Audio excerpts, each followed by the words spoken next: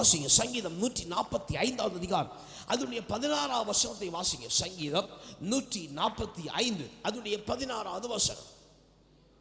நீர் உமது கையை திறந்து திருப்தி ஆக்குகிறீர். அல்லேலூயா, அல்லேலூயா, அல்லேலூயா. அவர் நம்முடைய வாழ்க்கையில கிறிஸ்து நம்முடைய தகப்பனாய் இருக்கிற ஆண்டவர் நம்முடைய வாழ்க்கையில அவர் கையை திறந்தா போதும். அல்லேலூயா, அல்லேலூயா, அல்லேலூயா, அல்லேலூயா.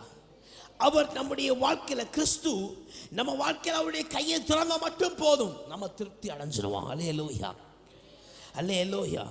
அப்போ நம்முடைய வாழ்க்கையில இன்னும் திருப்தி ஆகவில்லை, இன்னும் தேவைகளோடு இருக்கிறோம், தேவைகளை குறித்து சஞ்சலப்பட்டு இருக்கிறோம் சொன்னா இன்னும் நம்ம வாழ்க்கையை சோத்திர கத்த தம்முடைய கையை இன்னும் திறக்கலைன்னு அர்த்தம். அல்லேலூயா.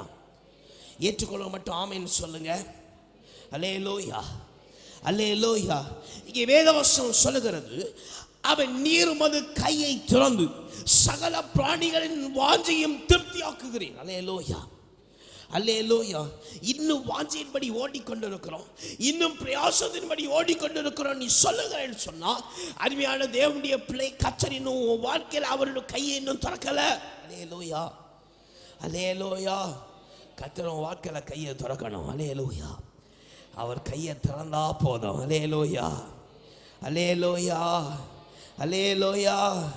அவர் ஒரு வார்த்தை சொன்னால் போதும், எல்லாம் நடக்கும்னு சொல்லப்படும். அவன் வாழ்க்கையில் அவர் கை திறந்தா போதும். அல்லேலூயா, அல்லேலூயா, அல்லேலூயா, அல்லேலூயா.